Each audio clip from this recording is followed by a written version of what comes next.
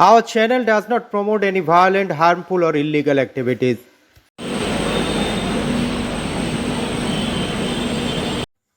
আবারও মেট্রো বিভ্রাট, নাজেহাল যাত্রীরা।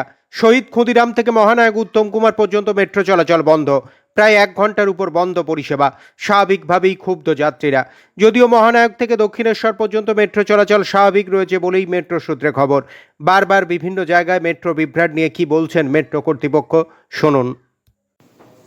আমি Sujit Kumar Ghosh, general secretary, metro রেলে মেন্স ইউনিয়ন। আপনারা জানেন যে মেট্রো পরিষেবা নিয়ে বিগত কয়েকদিন ধরে মিডিয়াতে বিভিন্নভাবে লেখালেখি হচ্ছে। এটা সত্যি ঘটনা যে আমাদের অনেক সমস্যা আছে।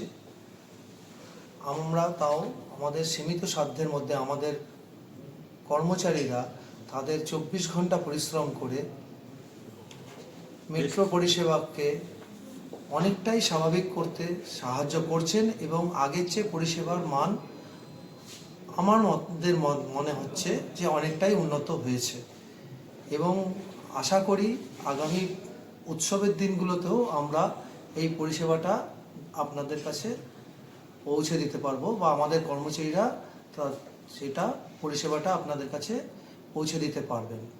আমাদের সীমিত সাধ্যের মধ্যেও আমরা সর্বতোভাবে জনসাধারণকে পরিষেবা দিতে তৈরি।